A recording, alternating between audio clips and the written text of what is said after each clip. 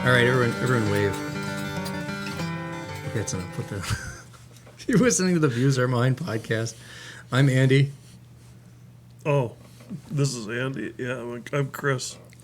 And I'm Mike. And we're the only podcast from the center of the Iron Range that talks about mining. Well, we're the mining guys, right? Is that it? You two are. We're the mining guys. Them mining guys. All right. And the SkyMed. So Skyview Meds. You and your mic there? Yeah. This episode is about, are we at that point yet? Well, basically, you got something we wanted to talk about. Yeah, I've got a burning issue. Yeah, it's been a big issue. Show us how big this issue is. Well, we're about ready to do, that's Sorry. too low. Edit that out. This is a really terrific book about the Flambeau mine in Wisconsin. And it was written by Roscoe Churchill, and he did a wonderful job of documenting I just figured out I could do this. right. So What's in the front here? Is that a label? Oh, here. I didn't steal it from the library. What the hell? So it's the real don't look at story. that. The real story of the Flambeau mine. Right. So what the real story about the Iron Range is are similarities that we're going to draw here. And the story about the Flambeau mine is that it is touted as being one of a singular success of a prove-it-first example of mining and reclamation and closure without causing any pollution. Mining done right. You don't say. Yeah, and so the truth is much different than what's being touted by. Talon is the Flambeau mine of Minnesota, right? So Talon has their property in Tamarack, and it's a partnership between Rio Tinto and Kennecott, just the same as the Flambeau mine was in Ladysmith, Wisconsin. So, I have an example ready of where this is used as a prove-it-first example. You ready? So this comes from Mining Minnesota's website. And there's a bunch of resources they have. And here's a brochure that they've made, Mining Minnesota. And on this document, talking about the Prove It First bill, we've talked about that in the past. On this page, they're discussing the concern here that no copper sulfide mines that have operated in the U.S. Have done so without causing pollution. And they make some noise about dry, desert mining. But then they say right here, fortunately for Americans, regionally, there are two copper mines that are applicable to the discussion. And they're trying to say that are from the northern wet climates. They say the Flambeau mine in Ladysmith, Wisconsin, and then at the bottom they say the Eagle mine in Michigan, which is another story. Which is underground mine. Yeah, but we're talking about the Flambeau mine. So real quick, the claim is that it's an open pit copper nickel mine with operations from 1991, and apparently they were done and there's grass growing on the surface at the end of 99. Yep, it was a 4-year snatch and grab. Right. So a 4-year snatch and grab. This wasn't a very large project, right? Oh, they made a lot of money off it. This is a super high grade deposit. But it's small, like this. Right. So let me pull the map up here of this little tiny thing, or a picture. I'll show the picture of this thing. Bathtub. There we go. So here's a photo. I think they hauled out 1.8 million tons and moved 9 million altogether. So it isn't large. It's a little open pit mine. 32 acres. And there is another view from the other angle. Look at the river there. Oh There's my the gosh. Flambeau right there. And which river is it? The Flambeau River? You have to wear a life jacket to Right. work in that pit. Yeah, let's see the edge of the thing here. There's the entire site. Can you explain to us what is this square pile on the right side of the screen? I'm not exactly sure which is there's a waste rock dump, and then there's a type 1, which is less than 1% sulfide, and there's a type 2 that's plus 1% sulfide. So over to the left in the upper corner is their processing. Right. And so somewhere in here is a waste dump and they have it sorted. That's what you're saying. Correct. So then the pit's right here and just the other side of this wall on this side right there, giant cursor there, is the Flambeau River. That can't be 50 yards to the river. Oh, 50 feet. Yeah. I'm not sure what I'm looking at. Some processing, something. There's another. It took a lot of brass nuts to make that first shot next to the river. Where's Yeah. the photo of the not that one. Oh, you had okay, hold on. This one. That's what I was looking for. Yeah, this is during a flood stage of the river. Okay, here's a photo from this this is Michelle Moran. Michael, we're in. No. Michelle Moran. Okay, Michael Moran. This is a photo from. He's a scientist. He's a PhD scientist, doctor. French Canadian. And he did an evaluation of the mine, the effects of pollution, basically, after it's been reclaimed. So the point of this is just to show how close this picture was like at a flood stage of there's some flooding going on in the on the dry part of the mine there. And of course, the bottom of the mine is all flooded. And If they lost that wall, it would just simply go boosh and fill right up, and they would never be able to recover it. right. So they were really taking a big chance, is a minor statement. So last thing I wanted to show, and then let's start talking, is what it looks like now. Where was that picture of it? Here it is. Here's what it looks like now.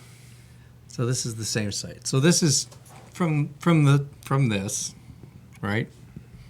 What we're looking at looks like everything's all great, right? Nice green baseball field, no problems, right?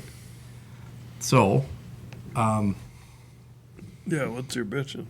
I'm gonna do there. I'm learning how to use OBS. Here. Oh no! Do we have the terribly slow frame rate problem again? We might have to pause and let it. I don't know what we're doing. Holy cow! All right, this is the book that details all of the reasons why. Okay, there it is. Well, it's a chronology of the whole project. So this is all of the things that went wrong and why this grassy park is not a reclaimed mine. So it's So basically, the problem is that the claim is that the reclamation was done adequately, but in fact, all the test wells around it show very high values for pollutants, especially heavy metals. so this is the evidence. This entire tome is the evidence of why mining was not done right. Oh, absolutely. Yep. Can I gotta pause this and see why we got glacial lagging. Hold on, everyone. Okay.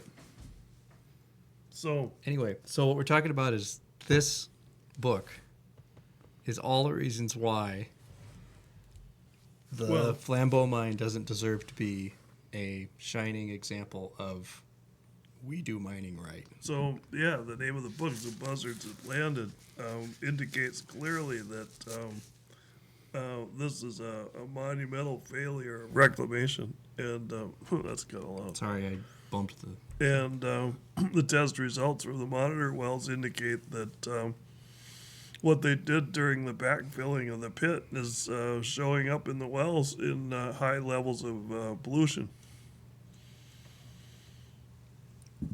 And there was some maneuvering to get the Wisconsin DNR to sign off on the pit to say that it was adequately reclaimed, and that story's here. And so the reason we're examining this is because it's being sold as the poster child of reclamation by the Talon people, which Right. is the same partnership that Kennecott and Rio Tinto. And So what we're going to do is examine some of the things that went wrong, and we got some excerpts out of the book. And all right. Oh, now it's doing slow, laggy bullshit again. God damn it! so what's going to happen? I need a new computer. No, it's fine. I think it'll be fine if we don't move too much. So the gentleman that wrote this book, that chronology of the project, had this to say. This is a kind of a summary statement, but he said, this is Roscoe Churchill. All I can say is this. From the very beginning of Kennecott's effort to mine in Rusk County in Wisconsin, he turned my thing. Sorry. The mining company had a real knack for figuring out how to defy state laws and local ordinances. But even Kennecott could not figure out how to defy the laws of nature. And the laws of nature are exemplified in how the pit was backfilled and supposedly reclaimed. And basically, the company put forth a plan to do the reclamation and backfilling that had very key details on how things were going to be done. And basically, the general manager took it upon himself and just kind of said, well, that's not what we're going to do. We're just going to fill this thing in and get it done with. So this was kind of an example of doing things sort of like a shortcut. So, Yeah. what you're describing is all the best intentions, a plan that was enacted with steps. This is the method we're going to use to contain the All the engineering ARD, plan, yeah. the acid mine drainage. Mm-hmm. Oh, what's ARD? No, wait, it's not. It's Acid rock drainage Acid is rock, ARD, but yeah. yeah. and the best laid plans, however the cliche goes, because ultimately the decision making happened By the general manager. at the end of the shovel. Yeah, Tom Myatt was the general manager, and he said, "I'm not going to do that." So before we started this, Mike, you and I were talking about how at every level of an operation like this, it depends on everyone being completely like on board with the idea and the effort behind everything to make it work right. Why we're doing this, why we're doing it Right. like we are, the hazards involved, everything. And if one level of that is one person is just kind of this isn't worth it, this is useless, that can sabotage. The word is sabotage the whole thing, and that's what happened here. Is that what you're saying? Yeah, well, it's like the baton you pass it along. Everybody's going to play the same game here in this race of trying to comply with the best practices that we can. In the process, you also lose respect and trust in the regulatory agencies that are responsible for overseeing this and for constructing the permits here. Kennecott, Rio Tinto found a way. So one of the ways that it turns out that they got out of any responsibility for the pollution was that there's a way to write a water permit in Wisconsin that is issued by the state, not the federal NPDES Clean Water Act. So as they were being dragged into court for pollution, well, it turns out that the state water permit didn't have any controls on it for pollution. So no responsibility here. And what this did was give the mining companies the okie dokie that was a successful reclamation. When in fact it really isn't. And that's the information that we're getting from Laura Gager, who's helped Roscoe Churchill write this book. All right. No, that should work better. Okay. Hopefully, yeah. Is it? Yeah. Oh, are we back on? Yeah. So Okay. the last thing you just said that was really important is this. The way that they permitted this was by not getting a state. A federal water permit. They didn't get a federal water permit. They got a state water permit. So a federal would have been an MPDES, Right. which is a. National Pollution Discharge Elimination System. I'll put the thing on the bottom of the screen. Right. It's usually right here. So it has limits. On it. And That you can pollute, then you have to pay a fine. so But a federal water permit would have prevented this. no, it would have made somebody liable for it. So in other words, it would not have prevented it, but someone would go to jail for this.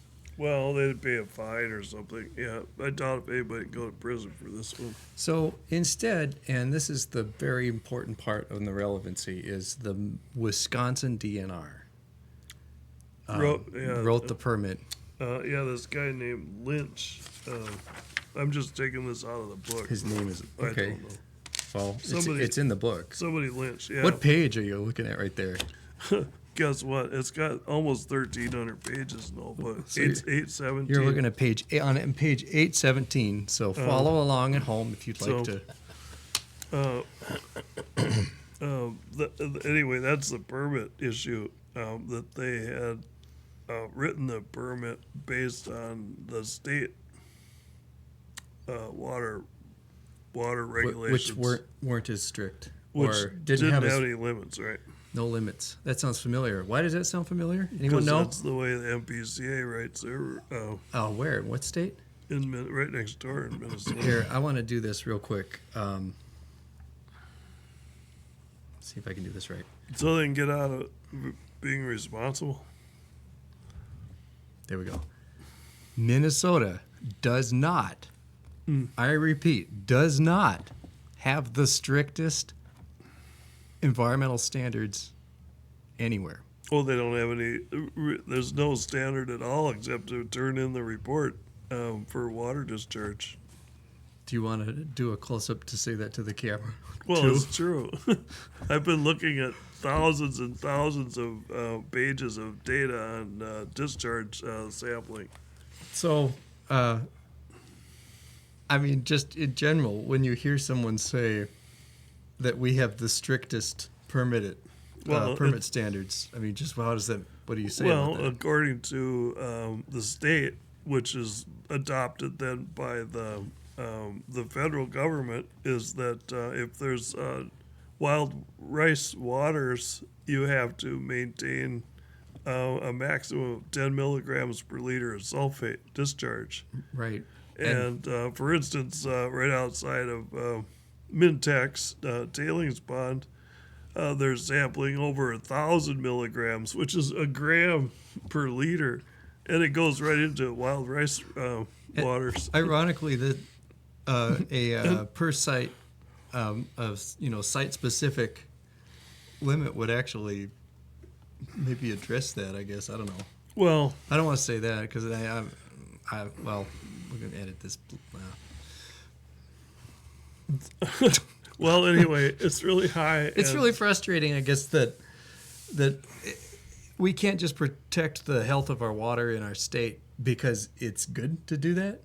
We have to have a reason, and then we have to have a justification, and then we have to go, well, really? And then we have to say, and this is the part that really kills me, let's have a science-based, fact-based discussion. Well, let's trust the science. I said trust the science. Well, we're trying to compare this to what happened in Wisconsin, so we'll keep on track. Use here. the right science. So here's another example. When it came time for that, if you can pull up that picture again of the pit, Yeah, hold on. It's the way they backfilled the pit, they had described a very detailed system of packing clay liners in there and making sure that Which picture? everything is the picture of the pit there, or a better one. Find a better one. You want to find a better one real quick? One that shows all the whole countryside there with all the. Maybe it was this one. But the idea is that when they backfill, they this have one. to seal it with clay so that water can't just percolate through like a pour over coffee filter. Okay, And this picture of the pit. Right. So some of these dumps, they just they were supposed to place the material in there carefully, mix it with lime, neutralize it, do whatever they're going to do, and they didn't even do what they said they were going to do as far as mixing lime. They ended up throwing some limestone at it, which didn't do any good. But and this is on page 817. We're reading it. Yeah, Okay. to make matters worse, when Kennecott pushed all the crushed sulfide waste rock into the pit, the mining company did not have to comply with Wisconsin Rule 182.11, the natural resource rule that lists minimum design and operation requirements for mining dumps. So they got out of having to. That rule would normally have required the mining company to line the pit before shoving everything into it. But Kennecott was allowed to ignore that rule because, as discussed earlier, it wasn't a dump anymore. They weren't, using a dozer and dumping loads of rock and shaping it into what those piles look like. This is such a lawyer game. Yes, that's the whole point. Right. So what we're saying is instead of this thing on the screen now. They just started bulldozing everything into it. So what was supposed to happen, according to what you just read, is that this square pile to the lower right on the screen, this is the waste. Yeah, and there's different tailings. categories Right. of it, And this is the waste that contains sulfides. of different levels. Well, yeah. it contains sulfate. Mm-hmm. Sulfide. Oh my God, I hate that. Sulfate. Sulfide ores. Sulfates Sulfite are what came out. minerals. Right. Yeah, right. Wait, no. Mm-hmm. Oh no, I don't want to make this a big deal. Oh, we're gonna clip out this audio part. Okay, clip. So the highest levels of waste rock is type 2 that is over 1%. So somewhere in And here that's the is one that's closest to the pit. okay. So somewhere over here was a type 2. So Right. the permit that they did have a permit that specified there was supposed to be some handling of that. Oh, yeah, and Right. then you pack clay around it and you dose it so it's all shaped right and it keeps water from infiltrating. So if they had done that correctly, they should have put a liner underneath into the bottom of the pit, and then they would have taken this pile over here where the giant cursor is and pushed it in. Instead, they just said, "Well, screw that," and just started. Just put a dozer on it and shove it in. And what was that last part that you said that they instead of treating that like a waste dump, it was just now it's a pit and we don't have to worry about it again? Correct. So they didn't have to use liners. They didn't have to use any method of placement. And What company was this again? Kennecott, So Kennecott. All right, we do my Rio Tinto partnership. Rio Tinto partnership. Kennecott. Do I understand this to be, since it wasn't a dump, it wasn't a placement of material above ground, that's how they got away with? They made it go below ground. That's literally what we just Yes. read. Is That is, that okay? Once again, on this thing here, It was just pushed. they in. took this thing above ground, and they made it go below ground so that Right. it was no longer a problem. it was no longer a dump. It Right. was a, Like it It was just a shoving It's not- pile. it's It not a wasn't- dump. It's not a hole. It's a pile. Now it's a pile in a Well, hole. anyway, that was a clever way of getting around NR 182. Like clever in a dumb way. Like who let that happen? I guess that's the point that we're trying to make here is that Well, they had plans that were all detailed by engineering and consultants and all that kind of stuff to do this thing really accurately. yeah, and the precisely. Wisconsin DNR signed off on this. Well, the public saw it too and made statements and comments about it, Right. and So- they were convinced it was a good idea. So they really really had a lot of people snowed on that. Hornswoggle. How does the public ever trust the regulatory agencies again? Whether Or it's the a- mining company that says this is our poster child of reclamation success. So now Kennecott and Rio Tinto are eyeballing the We do mining, right? Talon mine. right. Right. Talon mine down by Tamarack, Minnesota, McGregor, Yeah, that's Aiken why County. we're So, talking about. what does it show that they're so confident in how much they have the public conned into going along with this, that they can use the Flambeau mine as an example of, oh, it'll be just like that. Don't worry, it's going to be great. It'll be just like the Flambeau mine. Well, like Roscoe said here at the beginning, where is it? This is really important. That On what chapter number are you on? oh god, there's like 100 and some chapters. You're on chapter 116. Oh, dang it! I was just reading it. Where is it? Right on that. But even Kennecott could not figure out how to defy the laws of nature, and that's exactly what happened. They didn't use what they knew to do right. They had some engineering understanding of how this is supposed to happen.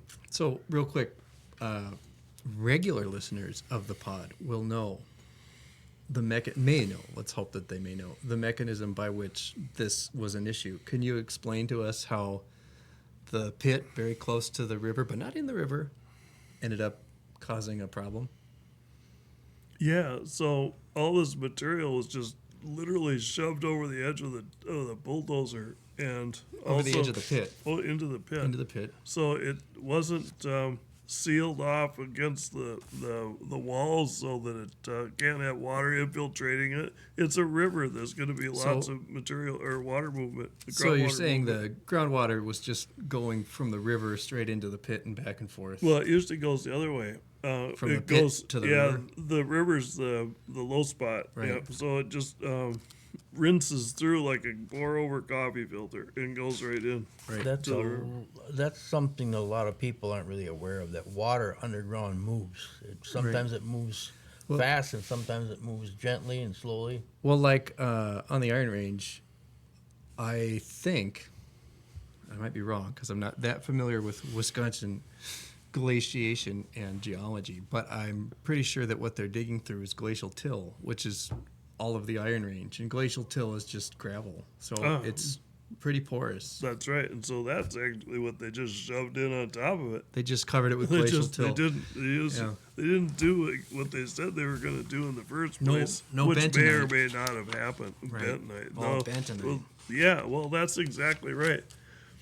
They didn't use bentonite, and their lack of using hydrated lime in the right places and mixing, they didn't neutralize what they said they would do.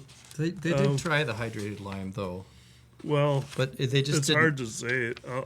I don't have any other records other than his statements. But that's an important part about this story is that, yeah, they may have used it, but an application of it is what, a proper application of it is what it needed to be successful. And, Yeah. and because, like you said, there's very few records, or it depended on what was going on that day, if it was end of the shift or not, who Well, was putting it out there, who put a little extra care to make sure you went to all the corners. But there's quite a bit of records here. Right. There's actually a pretty good story about how it was actually done. We're just skimming So through in here. other words, there is enough record to show that there was some Oh some yeah, lazy absolutely. negligence going well, on. and they listed, they put a notice in the paper in small print, and only one guy happened to see it. Is this it? I think it is, isn't it? It says legal notices. I think that's it. Yeah, Can you it's explain probably that? in here. Well, It's right here. This it's this caption. Right, Can you it- read that for us? so the DNR approves it, and they don't want to raise public ire, so they just kind of they do their legal obligation in such a way that it isn't effective, and so nobody questions them, and so they get away with looking like they're still an authority that you can trust. And they're part of this corrupted level of cover-up to make it easier for the mining company to not have to spend very much money and take a shortcut. That's really what it turns into. This is not just a hoodwink. This is touted as the poster child of the successful prove it first mining. That's a whole scale ripoff of the entire regulatory process in Wisconsin. Let me go to find a picture, some proof of the problem here. Where's that graph? Oh man. This is the one I was thinking of. So I'm going to transition to the screen, and I'm going to make sure it's like big enough to show what we're looking at. And okay, so what we're looking at is a report, the graphs of Flambeau mine surface and groundwater data, and the first one you encounter is this on this page. That's manganese. So this is manganese. Why is that bad? The maximum allowed in your drinking water is 50 parts per billion. Oh, you weren't going to answer my. Why is it bad? Yeah. Well, it affects you physiologically. Right. Yeah. It's another heavy metal. It It's a interrupts. poison. It's a nervous. It's a toxin. Yeah. It's a toxin. So a heavy metal toxin. what we're looking at is 88, 92, 93, 94, 97, and then boom, there's That's a giant the spike. reclamation. Yep. And then Why wasn't there manganese because before? they kept bumping the pit dry, and so it just kept pulling the water away Right. from this the wall and everything else that was ultimately shoved back into the pit. Are you saying that managing the water in the pit is important? Yeah, that's what I used to do. Yeah. Oh. Well, in other words,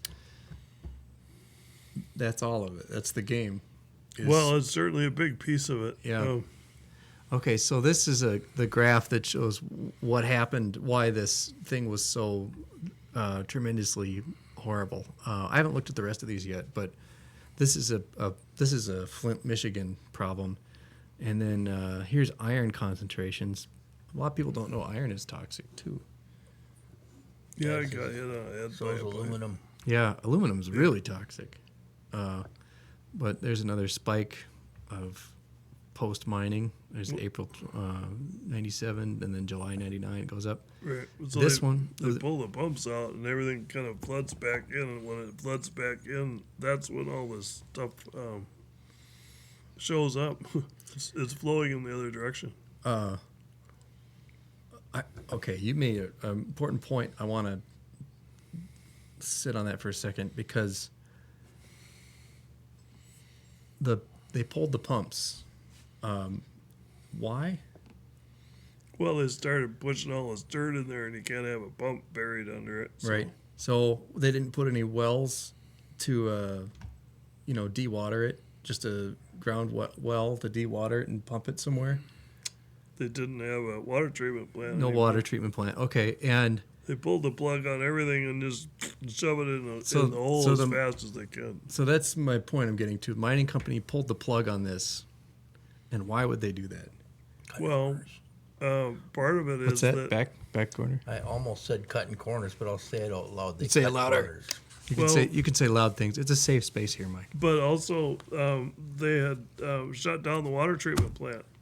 And once you've done that, you can't pump anything out of the pit anymore. So you're going to go as fast as you can to try to backfill it. Can't pump dirt. Yeah, so you're gonna make it. It's gonna be a weekend of pushing dirt to get it to go away.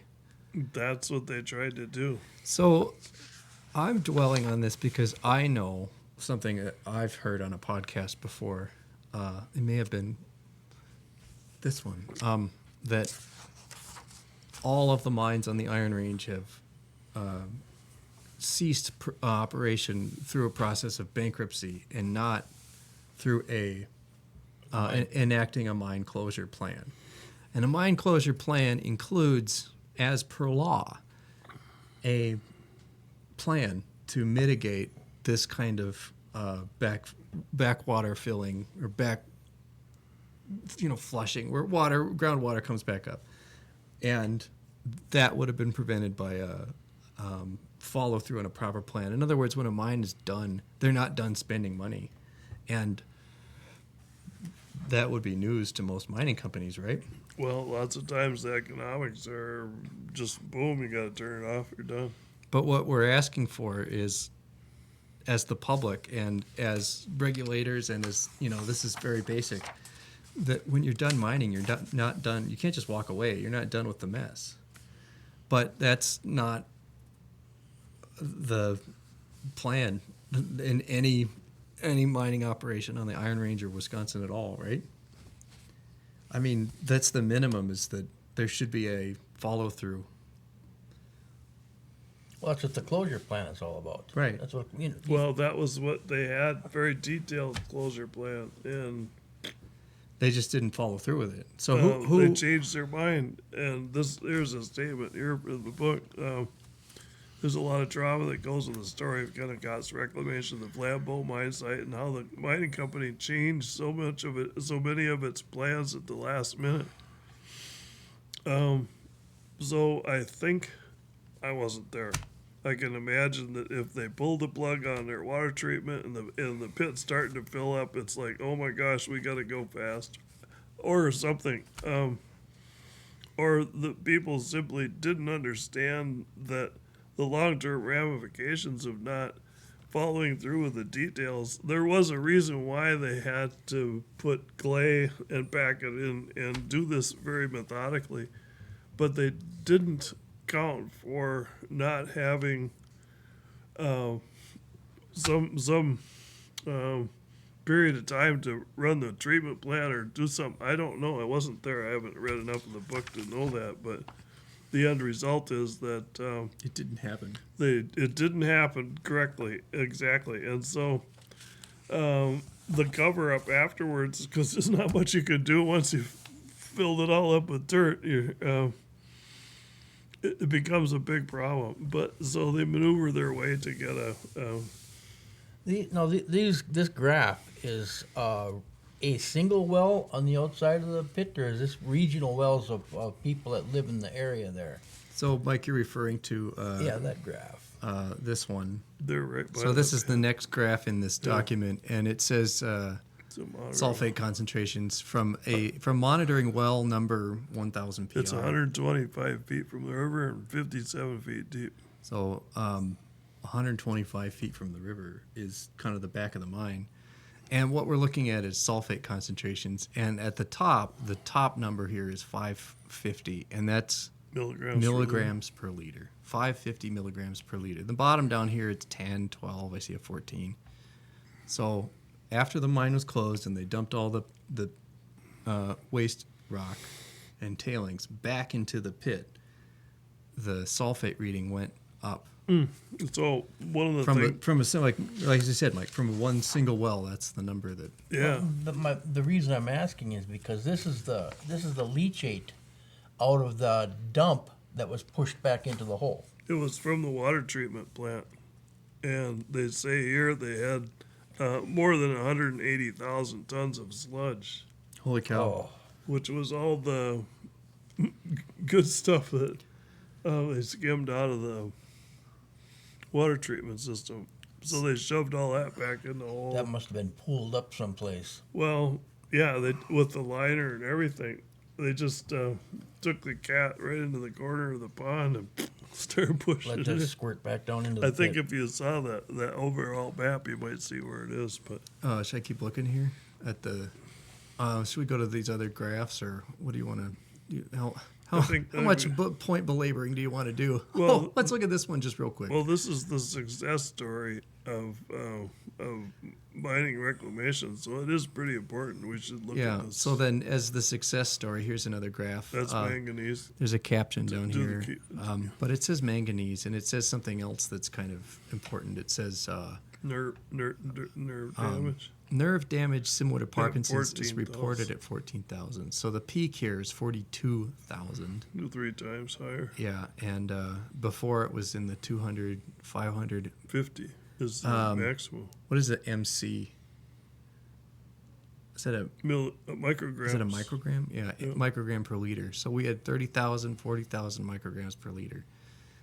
That's actually really heartbreaking, and it's we usually have kind of a little levity on this, but I'm angry. Well, there's serious pollution. Methyl mercury. I would say methyl mercury is probably Oh yeah, we don't really 117 times worse. How's that sound? we don't really see graphs this often about anything like this on the Iron Range. We do mining right. Methyl mercury is really toxic. Yeah, it's permanently toxic. I mean, I'm not supposed to say the word, but Don't say it. I won't say the word. All right. But there is a historically documented It's a disease, outbreak yeah. of methyl mercury in many different situations in many different places in the world, including nearby.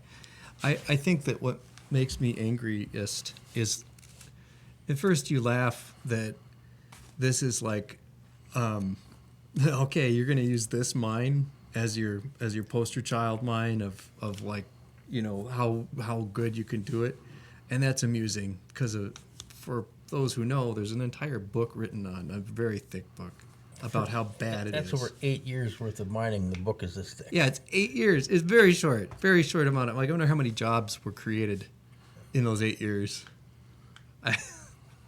That kills me. What was the point? Just I'm gonna take another tangent because what was it worth? Was it worth it? What did they get?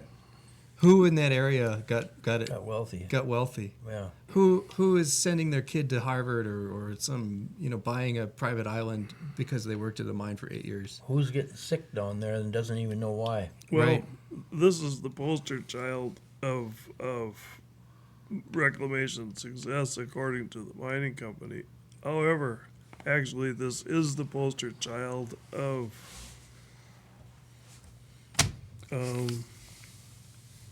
just irresponsible What's the pollution that affects human beings. And can you talk about the title of this book? Do you know why they called it this? the buzzards have The landed. buzzards have landed. Hold it up for the camera to see again. Hold on here. Let's transition to this. There. Okay, so I feel like we're on. So the buzzards have landed, and there's actually a picture of buzzards on it. What? Yeah. Why? Well, they usually are eating something that's dead. I mean, the buzzards are the mine or the mining company, right? Is that the idea? Well, they certainly left something that was dead instead of a good job of reclamation. Is that the metaphor? Is that this is a carcass? This mine was a carcass that they left behind? Maybe it says here. I'm curious why. I don't know. But it kind of makes sense that they're looking at something that was not a success. Well, this mine was built right on the edge of the, within a few dozen yards of the Flambeau River, and they now have their sights set on one of the biggest wet sponges in the lower 48 here in Carlton, Aitken.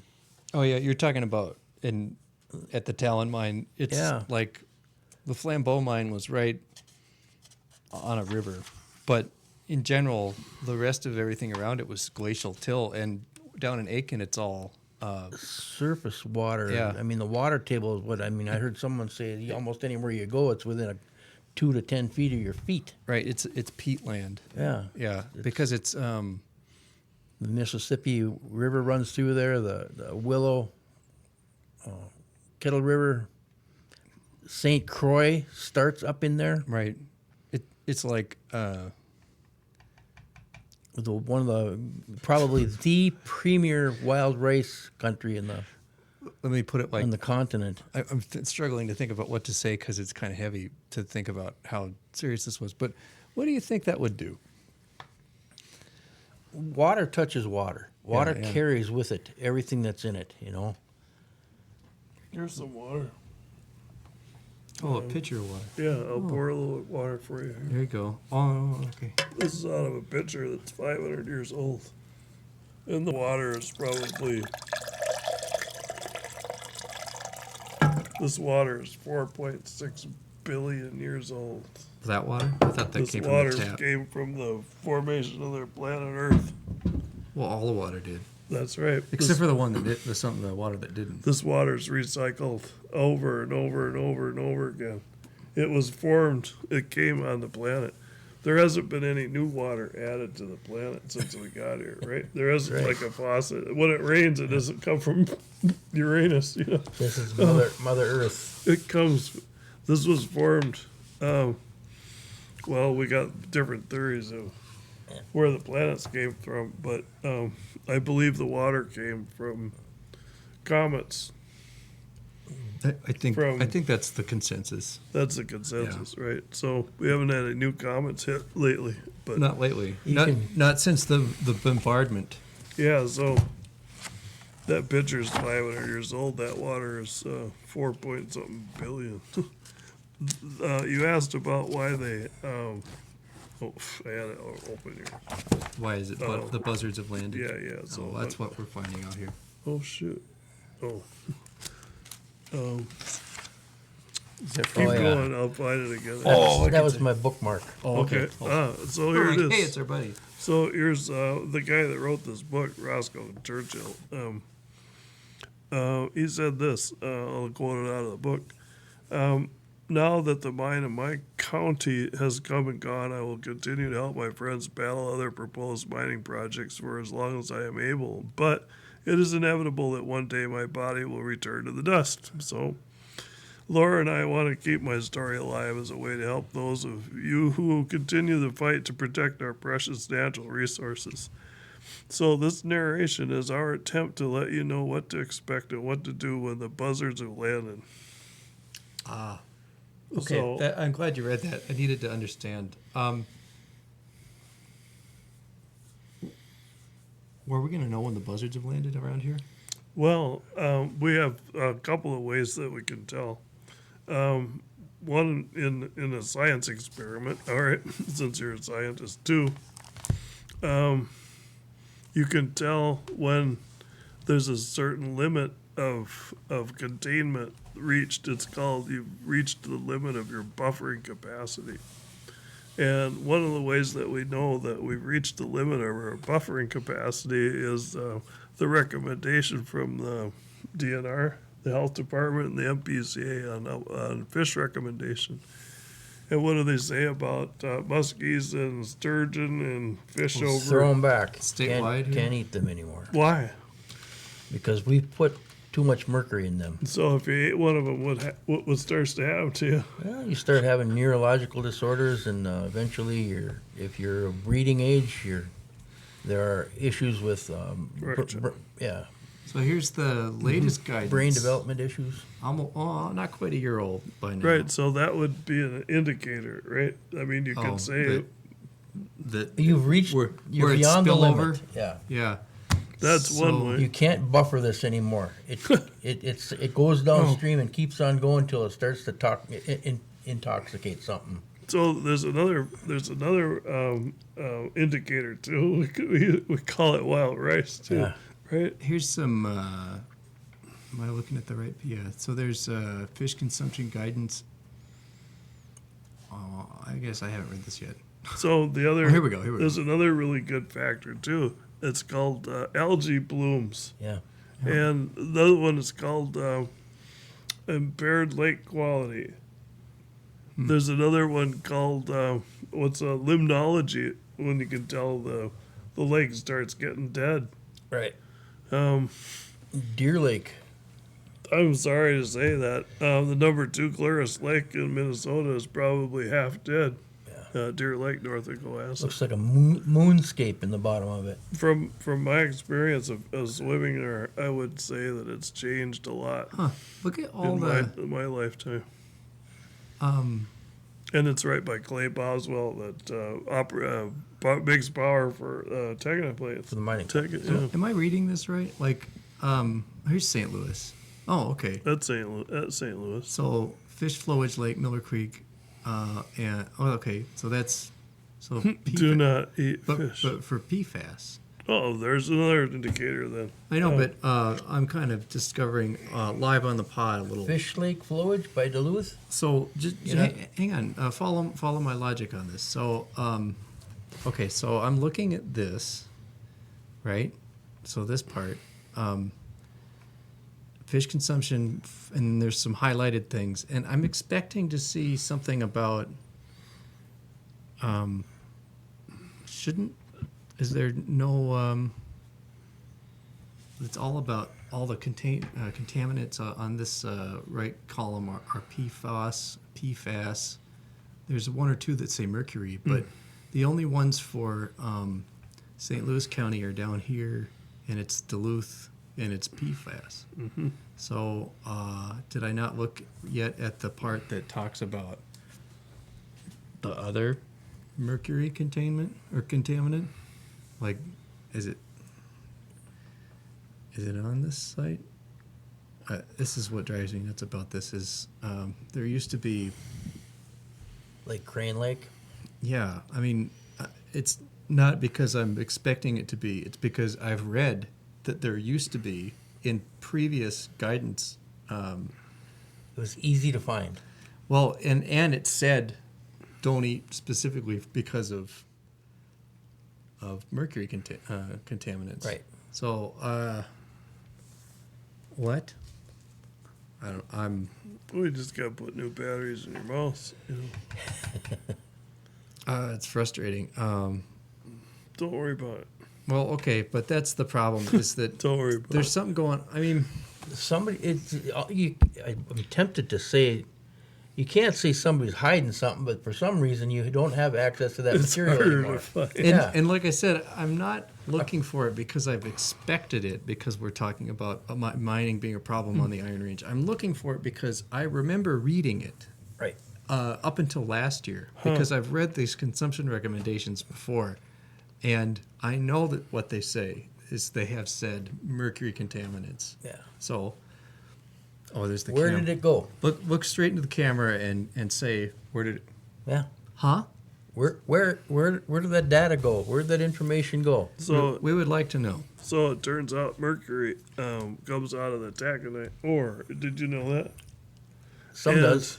And there's a very Like explain briefly. well, there's a report that talks about it. It's from the DNR. We got it somewhere here. But basically, the amount of mercury in the ore on the west end of the range is higher than it is on the east end of the range. So at North Shore Mining, apparently it's less than 1 part per billion or something. It's almost negligible amount. But from about Keetac toward Mintac, where apparently it's the highest. Right around Mintac and Evelataconite is the Right. highest. So there's no mercury scrubbers on the stacks for the taconite plants, and some of the explanation is that well, if it's too expensive, they'll just shut the mine down. But what this mercury does is that it's heated up in the beginning heating zone of the kiln. Yeah. And so it vaporizes. And so it comes out of the stack as a vapor, and it's difficult to, it's expensive to try to capture it.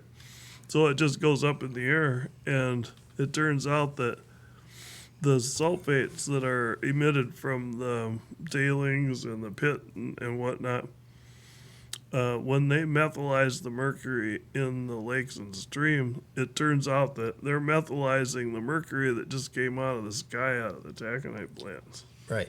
And I didn't know that before. Yeah, I didn't either because I think even as we've discussed it, our assumption had been that the mercury is just kind of always there from decades of coal burning power plants, or it's just part of the ground. Prehistoric, it came with the dinosaurs or Yeah, something. but it's a byproduct of. It just came out of the stack. But we also know that there are no mercury, Iron Range specific mercury restrictions for Stat for gas, mines. right? Yeah. So And there's no restriction for the amount of sulfates you can discharge. we have the best regulations in the state, though, Well, there isn't any. or in the country, There's or no whatever. limit. There's no. The only fines that you'll get are for dust. I think dust. Dust is bad somehow. Well, it's easy to measure and it's public nuisance, so you can get it on the clothes on your clothesline. It's kind of bad sometimes. In the fall, it can get pretty bad. well, Or I think it's early spring is when it gets. yeah, during the dry, Yeah. freeze dry, usually in the winter when there's no snow cover. I think I found this. I just was looking. This is water body specific fish consumption. So this is updated November 25. So it's after April. And so I'm looking for St. Louis or Lake County, and I found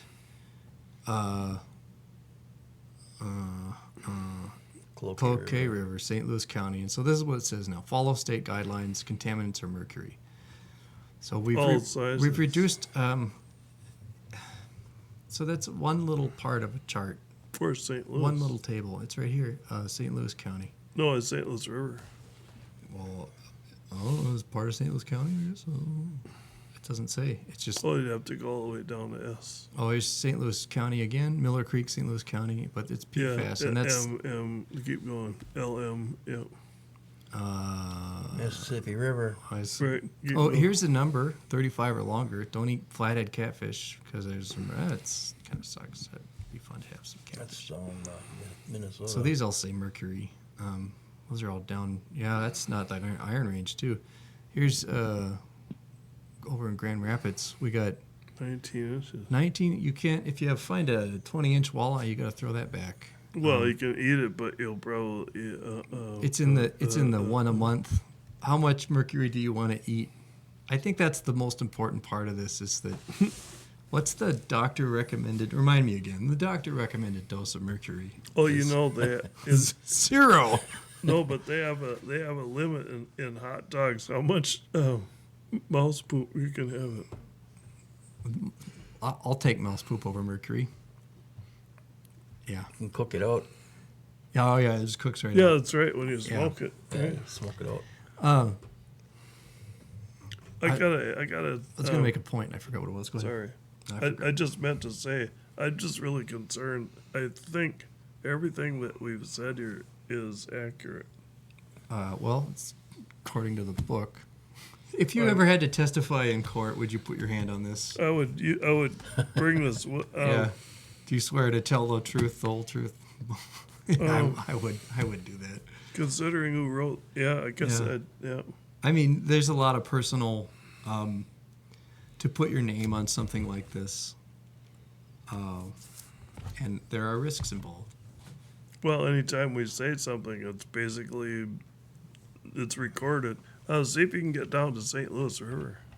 On this chart. Yeah, keep going down. You're at the M. It wasn't that big of a Yeah. document. Oh, it is bigger. Yeah, keep going. I got bored. Ray R S. That's Keep red. I don't know how the alphabet works. Really? St. Croix. No, I St. never Louis. liked- There we go. Above Cloquet. St. Croix. That's what you Jeez. say when the person isn't St. Croix. So the St. Louis River is Sunfish right.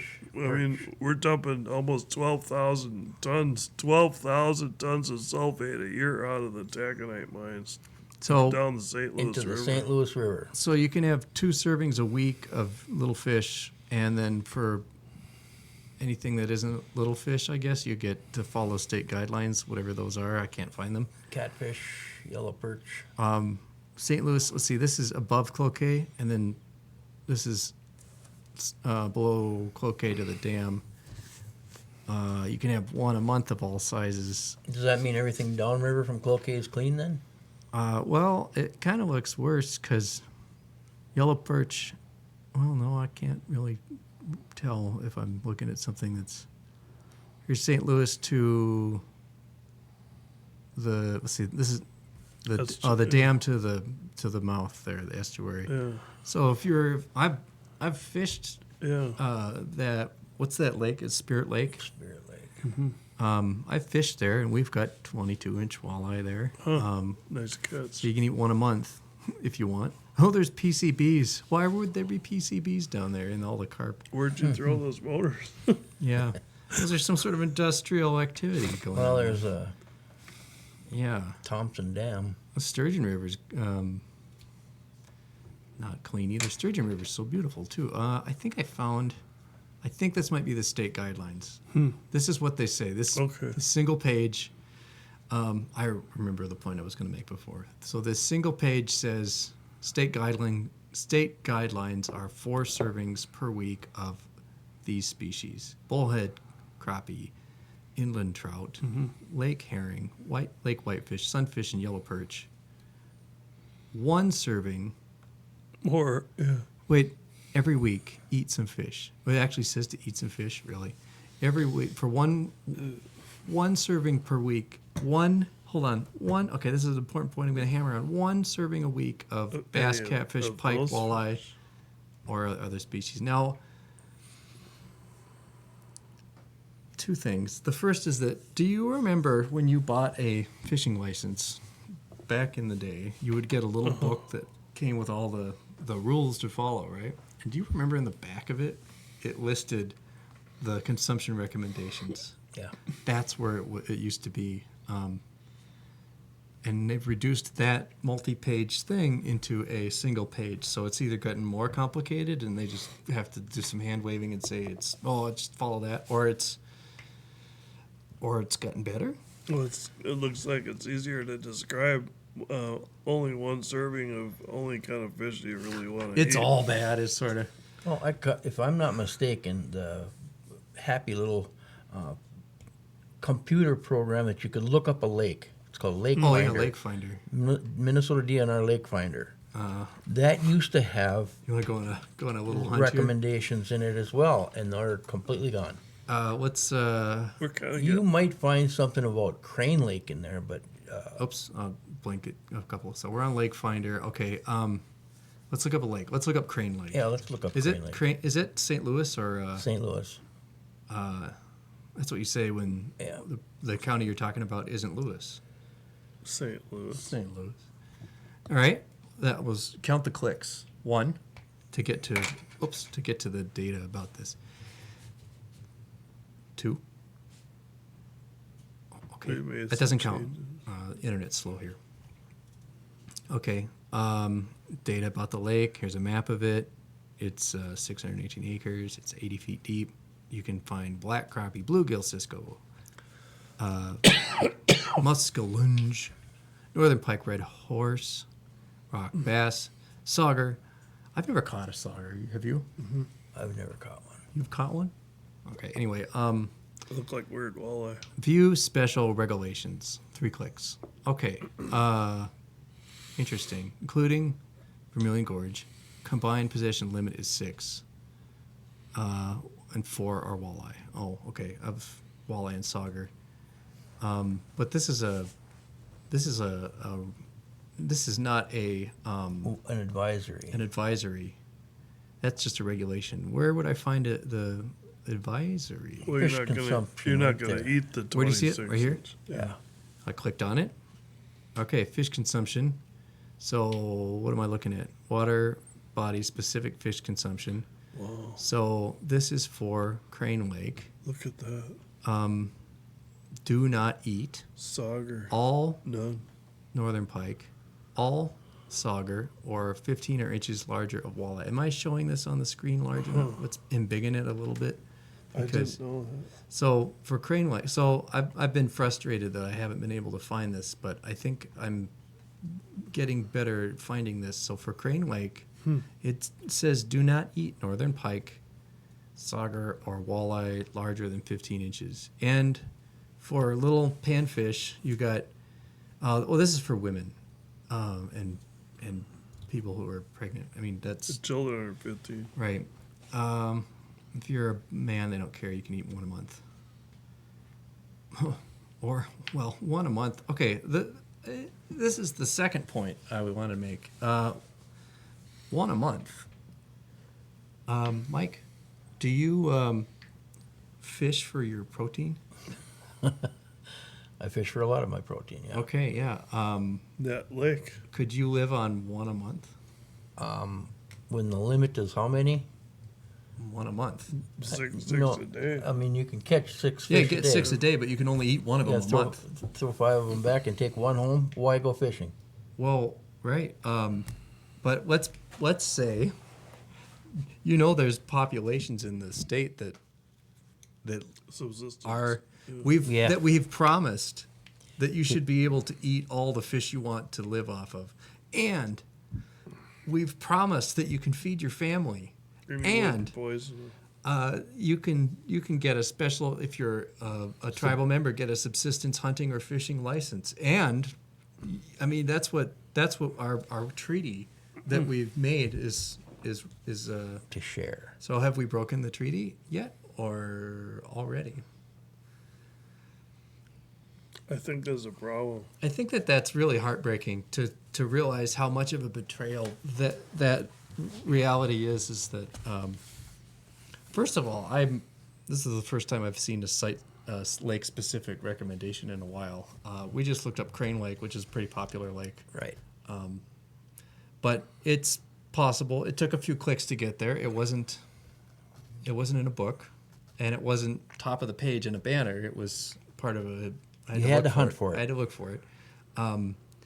But that's kind of important public data. If you didn't want to go and spend 10 minutes on the internet or know what to look for or know that you might want to, like you might need to, do you think you would miss that? If you were like from out of state, didn't know that DNR had a Lake Finder website.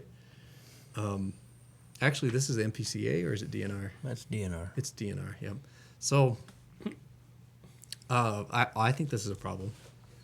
I would think that by the time you end up spending about 40 or 50,000 bucks on a nice bass boat, about $6,000 or $8,000 on all the rigging and gear and range for your summer's stay, whatever you're gonna live on a lake or do something like that. The cost per fish you've invested Yeah. so much. It's like gardening for the first time. Deciding not to eat it is probably a lower priority Yeah. than because you've finally attained your dream of Yeah, being able to spend. You've waited all your year time. for opening weekend. You're going to throw 4 out of 5 of them back? What if you hired a charter? I've done that before, and they put you on the hotspot, fish. and you limit out. That's Bru- their job. Hallelujah. Well, but then is the charter going to say, "Oh, by the way, only eat one of those a month"? Yeah. Yeah. Well, You got 6 months worth there. I would say that. What's the point? I think we've tapped out the buffering capacity of the system. And the reason that this is bad is that we're about ready to launch into copper nickel mining. Say And that so. what they're looking at is mining 8 to 10 billion tons of material that would all go down the St. Louis River. And there's already 12,000 tons a year from taconite. So And by the way, 10,000 tons plus goes up north of the divide, too. Yeah, from Pintac. Right. And yeah. And down the Mississippi, it's about 1,800 right now until that other outfit over there opens up, and then it'll. And that's just a typical. I just picked out numbers that were some I could pull off the page. So when you hear people saying we've got these tight regulations and everything is clean and happy and cool, keep thinking it. Right. But you're that's a dream. It's false. Well, we've looked up on the science is right there in the public from the public DNR knowledge. and the MPCA. So let's look at that one thing again here. This is that graph again from the Flambeau. Flambeau, and this is data that goes. This peak here is in 1999, and After it was backfilled. and it says 500. Actually, it's 2000. It says 550 milligrams per liter is the peak, and this is enough that they wrote this thin pamphlet over about how does this 550 milligrams per liter compare with what we see around the Iron Range? That's not too far off of what Mintac's pumping out of their pit. what's a number range that you've seen that we've talked about, Well, like the- on our last episode? The worst is the tailings of Minorca or mid-tax tailings is around 1,000, 1,000. So and their pits about 5-ish or so. LTV's tailings pile that's been sitting there 25 years is around 500-ish in that range. So to just really hammer that point is that that's iron mining and what we're currently dealing with. And we began this discussion by pulling up an example of why we should go to copper nickel because we have the best regulations and all that. These are legally permitted and licensed mines that are That's right. operating right now, polluting like this. Yeah, they're not in breaking the law. tens of thousands of tons. That's Right. what they said here too. Yeah. So, at the risk of belaboring the word belabor and our point, how are we doing on our keep track of our own selves schedule? Well, there's only one other little subject I kind of wanted to touch on. Let's hear it. And Kennecott Rio Tinto had their fun over there with the Flambeau and ran off. But now they're talking about doing underground mining. Oh, yeah. that's safer, right? Well, sure, it's dry. You know, you go down there. There's no. It doesn't matter if you're on the bottom of the ocean. It's still nice and dry in an underground mine, right? No, actually, I had to run the pumps there myself. Thank too. you. Thank you. The pumps have to run all the time, so that that- water has to be run to the surface. And where does that water go? Are they just going to store it in a big tank? Well, usually that water is like from underground. It's really clean, or no? Well, when you break the rock, that's what we have going on up here on the Iron Range right now. When you drill and blast that rock, you shatter it, and the aquifer is trying to refill that pit. That's why we've got the pit pumps running 24 hours a day here to keep the water out of there so you can mine it all. Like that pit. Like pump. that 300 horsepower pump right there. That's a Wait, pump. hold on. Let me do the close camera. Here, Wait, let me do it again. show everyone your lock screen here. Yeah, Wait. I was in charge of these. I, Wait, I have to learn. rented them. Hold on, I'm zooming in with this. Oh, quick, it's gonna go. Oh no, hang on, just wait. Oh, Oh. okay, wait, do it again. Okay, I'm ready now. Okay, So that's a diesel-powered pump. At the can you see what Hale it Gold is? Mine.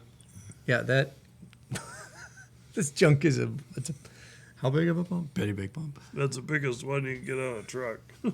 Maybe send that photo to me so I can put it on. All right. Anyway, But you gotta, anytime you're mining up here on the range or in Wisconsin or anywhere yeah. that there's a wet environment, you have pumps running 24 hours a day. And as you shatter the rock here with the blasting agents, that aquifer comes up and tries to refill the pit. Now, let's stay on the honest side here. We don't drill down into the wet part of the rock. Okay? yeah, it's got to be dry first. Right. Yeah. So you're not drilling down into the water and blasting a big bunch of spray. So you're blasting dry rock. You're still shattering all the rock around there. Any precipitation that comes down through snow or rain or anything like that also goes into that pit, sump, and has to be pumped out. But nonetheless, all this aquifer is doing is picking water up out of the earth and rinsing all that shattered rock underneath it. And you pump that into the closest creek or ditch or river, and it goes down. And that is another major contributing source of sulfate and any other heavy metals that are in that stone. Boy, you know what they said in that DNR report about the St. Louis River? It averages 35 tons a day Yeah. from the mining operations. But when it rains hard, it gets over 100 tons a day Yeah. from the taconite mines. That's dissolved sulfates. Yeah, that's per day. It's not like a rock body tumbling down the river. This is dissolved sulfates in the water column. I had no idea it was that much. Neither did I was I. told it was taconite's dirty little secret. Yeah. But it's a little bit bigger than little. Somebody knew. I was 42 years in the mines, and I never knew that till after I retired. Nobody has same with me. Yeah. Now I'm a resentful, regretful. And I was the guy that threw the pipe over the wall. Yeah. I strung the power down to the pumps and I hooked everything up. I wired them pumps before. And I never knew that it was anything like that at all. So it makes Looking sense through my that when bookmarks you here. look Hold on. downstream from the mine operations, that it should show up in some measurable indicator like fish consumption or lack of wild rice growing or algae blooms or You never hear anybody talking about ducks, except Well, me. Duck. You know- Yeah, well, what do ducks eat? algae and They, Yeah. they muck around in the bottom of the wild rice pits, Right. the wild rice beds, and even the diving ducks go down and eat minnows. And Here, you know, well, the minnows are not as you can have 10 of them a week. here's a In fact, I've got this really good fillet knife that will give you a you can take that minnow right out and yeah. I was looking for one of these, and also this. Does I'll this? show it to you. I'm not kidding. It's a believe tiny you. yeah. I believe you.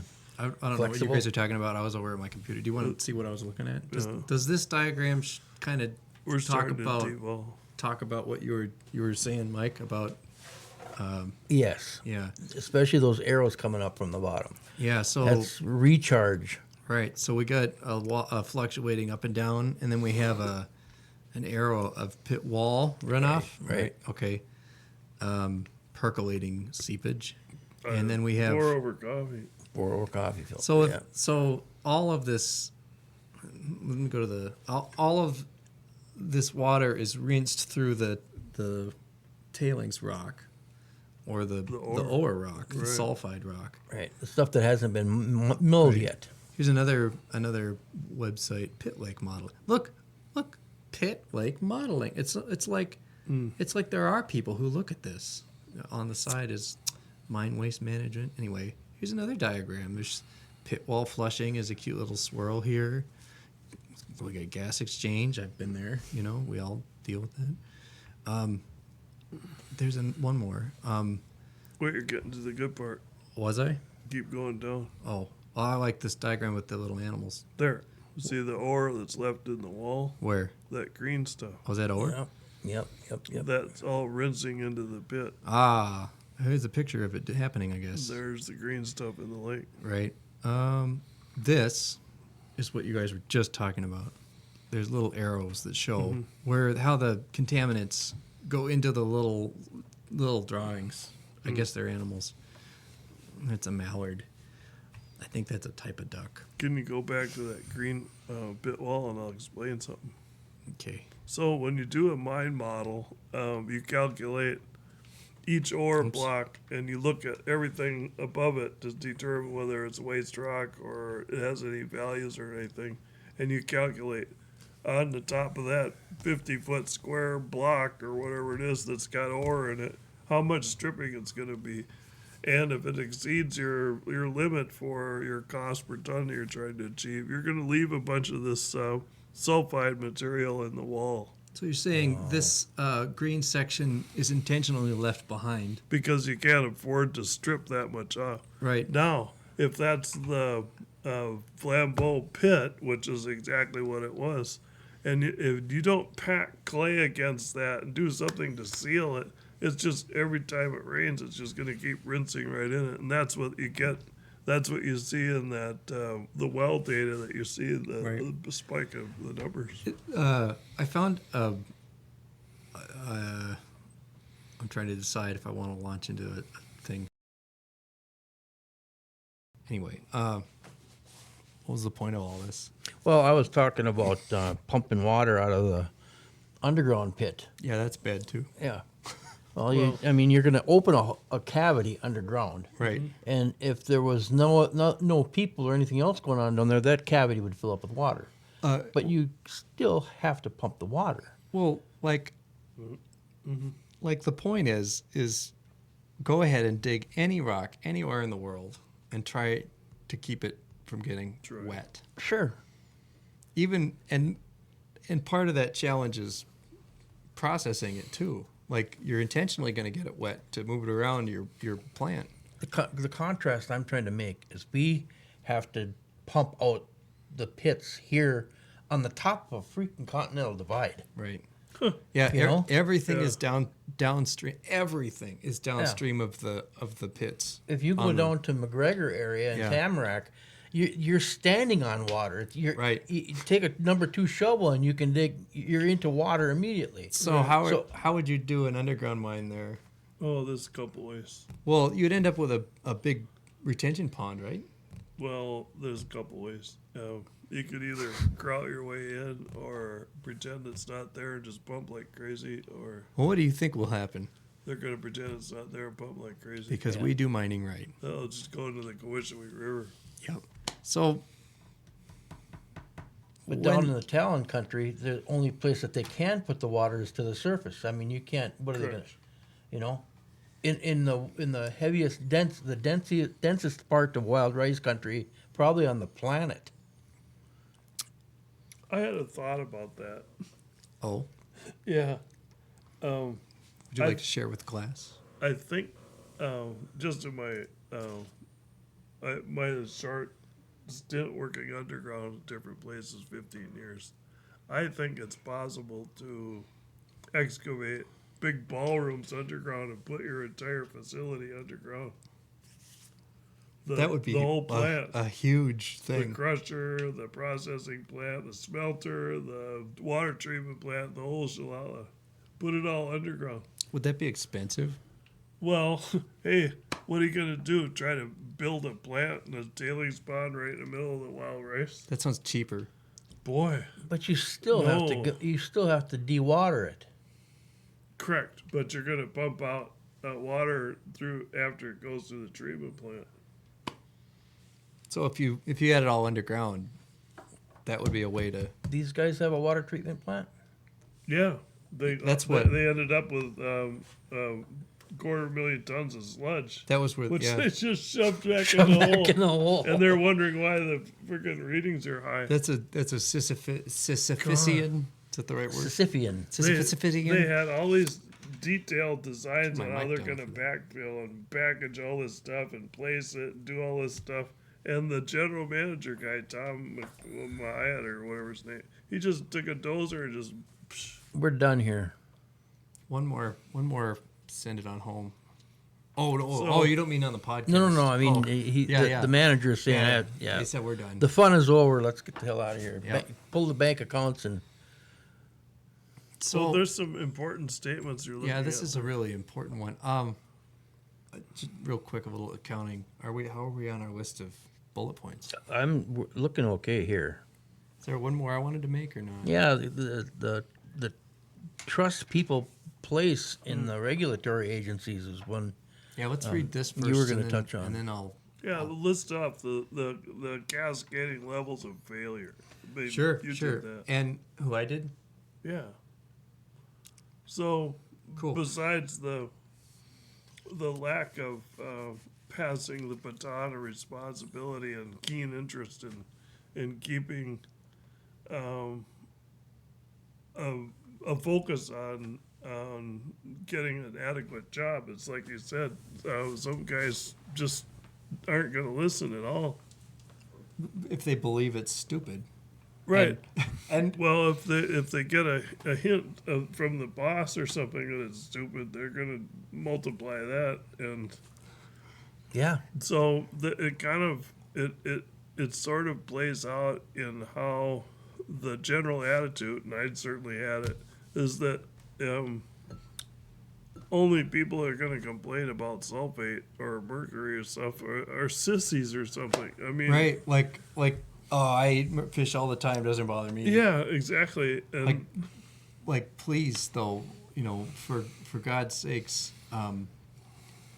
don't feed fish to your kids. Ever. Please. well, until they get old enough to be no, I didn't say that word. Don't IQ just and please don't let your kids smoke. Don't let them eat fish ever in the state of Minnesota. Wait, hold on. I How gotta about the little ones? I gotta do the wide eye thing to the camera again one more time. Oh no. Don't. What about tuna fish? How about something from Fukushima? Do you know that That's it okay. actually says that on this this state recommendation is it actually says What? also one serving here. Oh gosh. No way. Did you see that? It says Swordfish? one serving per month of these fish. Oh, but not tuna, right? Well, that's what a mackerel is, I guess. Yeah, mackerel. But I don't know that. Why are you eating tilefish? What the hell's a tilefish? Or shark? What is a tilefish? Here, I guess we better look it up. I'm looking it up. Here, let's figure it out. Is it like a ocean walleye or You something? gotta be kidding me. What did you get? Theratubus? Oh, yeah, those are. So this is a tilefish. Yeah, but it's like. What is it? Oh, I know. Yeah, I know. I'm watching the time down here. We've been recording this for an hour and 20. Let's quit messing around here. Let's look at this.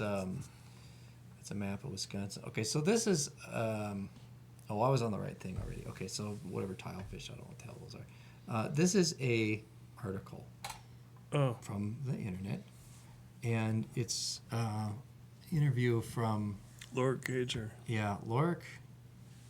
Laura Gager, she wrote the book. Yeah, she's one of the Or co-authors. helped it, yeah. Right, Put okay. it together. Oh, and here's a picture. Oh, Laura Gager right here. Okay. Right. And then here's a picture of her and the Ros- author, yeah, they did this. Roscoe. I can't say words right. This is written in 2014. Mhm. There's a pretty juicy quote. Well, lots of juicy quotes, but I want, if you can read for us. I want you to read the Court of Appeals on. Oh, can I just read the end of it? Well, just read this part for me because. Or Court of Appeals, however, did not. I can't read that thing yet. Dispute the lower court's finding that Rio Tinto had discharged contaminated runoff from the Flambeau mining into public water since at least 2006. Gager said that the decision was based on a technicality. Go up to the top. Oh, it went over the. I don't know how papers Top. work. There we go. We're getting there, everyone. That allowed errors made by the state of Wisconsin and its administration of the Clean Water Act to shield Rio Tinto from prosecution. Wow. The Wisconsin Department of DNR had not required Rio Tinto to obtain a national pollution discharge eliminated system permit, a requirement of the Clean Water Act that would have put strict limitations on the amount of pollutants. The DNR regulated the mine under a state-authorized mine permit, and this is what I was talking about. Right, yeah. And so they got off. Yeah, and so it continues, and she says, I feel the Wisconsin DNR messed up, but what now is a citizen supposed to do? I mean, take on the Wisconsin DNR? I think the court really set a bad precedent. Oh, but go to the next spot. I'm getting there. Okay. It is now being put out there by mine supporters that this ruling means the Flambeau mine is a wonderful example of environmental responsibility when it really is not. And that's why we're reading this. Yeah, you got it. So there's another part that you wanted to look at. That's where it's the end here. Up a little bit. So, a little bit above the picture. For everyone She listening said at home, I'm The frustrated with scrolling through this. second is a victory for the little guy, Gager said. Right here. Reporters rallied around the plaintiffs to send the following message to Rio Tinto and other corporate polluters. Enough! You can't ride roughshod over citizens who are simply trying to protect public waters. And you cannot keep us down. We little guys watch out for each other. We have each other's backs and we are tenacious. You may as well give up on your latest mining proposals because we will ultimately prevail in this battle to protect the water and the little ones whose voices need to be heard. Yeah, well, I'm just a little guy. How about you guys? Well, I've been eating. I'm way overweight. We're literally just little guys. This is really, really important. I think if I knew this, and we do because we're talking about it, there's a good Samaritan or a civilian responsibility to say, I know this isn't right. I'm going to say, zoom in on the camera again and tell people don't let your kids eat fish again. Well, if you see something Right. wrong, to say something. Well, the thing I see that's really wrong, Is I'll segue into my point, is that there is a generalized perception in Minnesota that our state's regulation in every department and category are robust and reliable and Enforceable. and strict, enforceable, and somehow world class. And I encountered this recently when I was skimming the Duluth. What's the Duluth News Tribune. Yeah, the Duluth News Tribune's op-ed section had a bunch of articles about the data center issue and how we should let. I'm going to do a dramatic eye roll.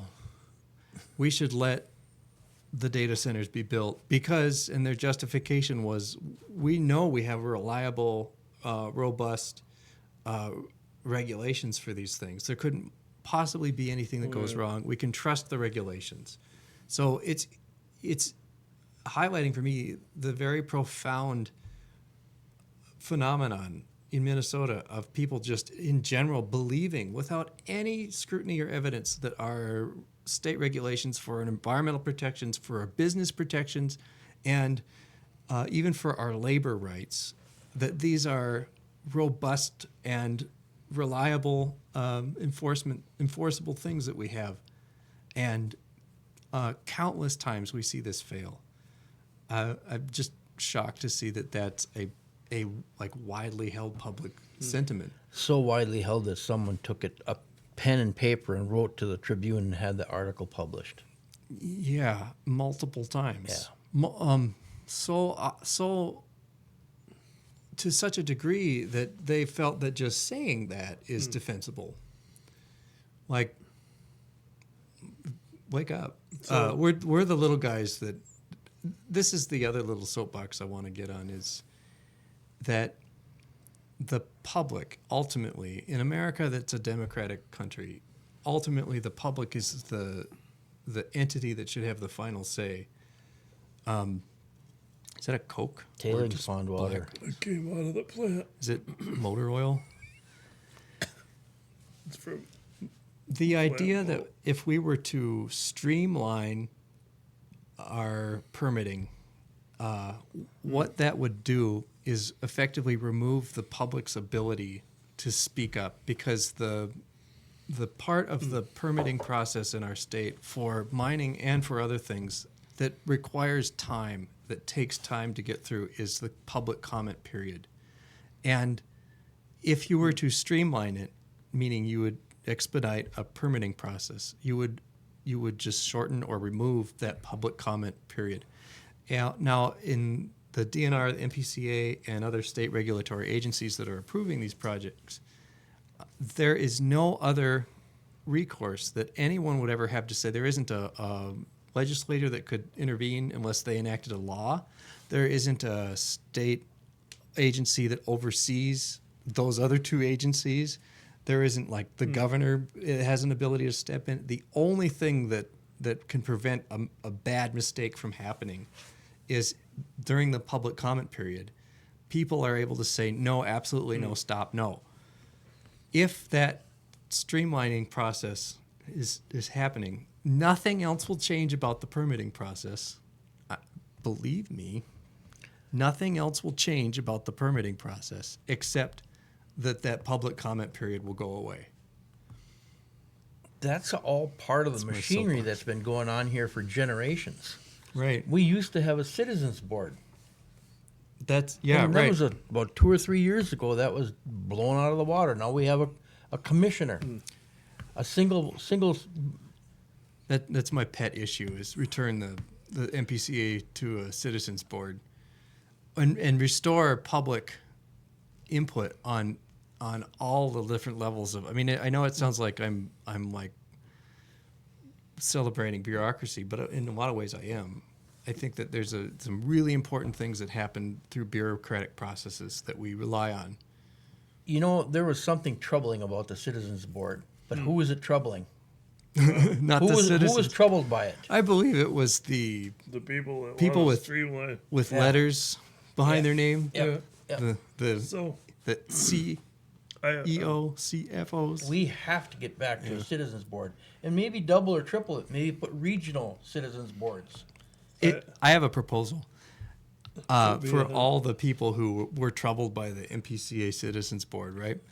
They should eat at least one meal of fish a day. So a month, a day. I gotta say something though. I think I could say this from a qualified person's perspective of having written mine permits, right? Is this what makes you qualified? Well, yeah, at Hale Gold Mine, I went through this Yeah. permit process, right? And what made the permit go so well is that by the time we got the permit to the agency, it had been through. My God, so many. We hired an engineering company to force us to look at every single alternative about everything. So we had to examine if there was 10 other ways to do it. Why are you picking this one, right? And so you end up with a robust document and a robust plan.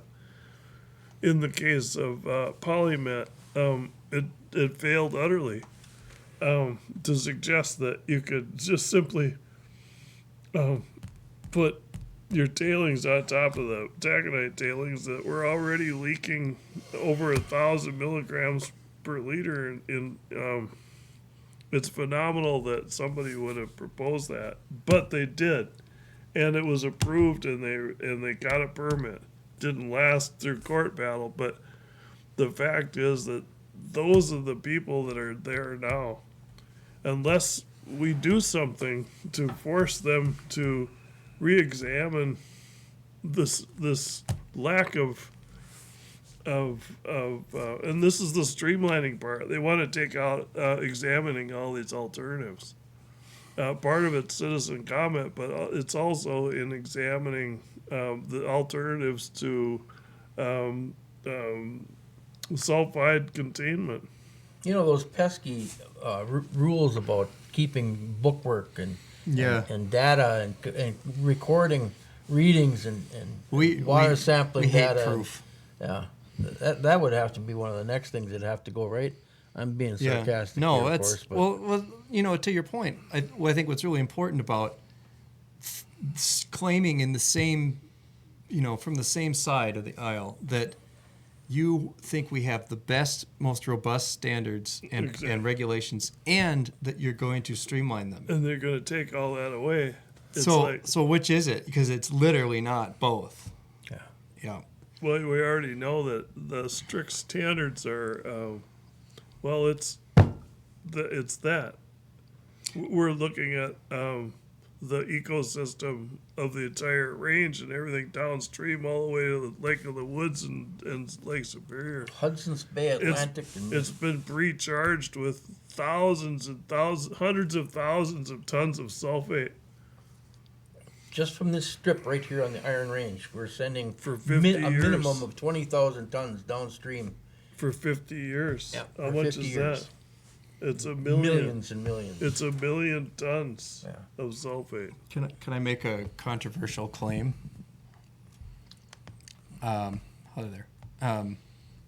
I don't think that Polymet or any of the other mines around here have failed to earn their permits as a result of robust state regulation, though. That's my controversial claim. I actually think that they've done such a terrible job at actually writing the permit, and it's like kids turning in the worst garbage homework and expecting it to be graded, let alone get an A on it. I think it's worse than that. It's giving a rotten apple to the teacher to get an A. Yeah, and you get it. but I'm not off. I mean, I really think it's that bad. It's not that we've been protected from a bad project by Effective regulation. by effective regulation. We've been protected by by their incompetence. Is that what would you say to that? Smoking. It's mirrors. astounding that this close examination and this strict adherence to responsible mining is turned into this friggin' disaster of pollution. It's You think it's phenomenal. that bad? I think 1 million tons of sulfate in 50 years is right up there with. I think not being able to eat your catch of walleye safely in a month is bad. It's poisoning people that are totally dependent on this as a protein source. I think that is shameful, and anyone who says anything about permitting streamlining, I want them to say it to the faces of little kids on the reservation that are eating fish, Yeah. They because call it Net Lake for a reason.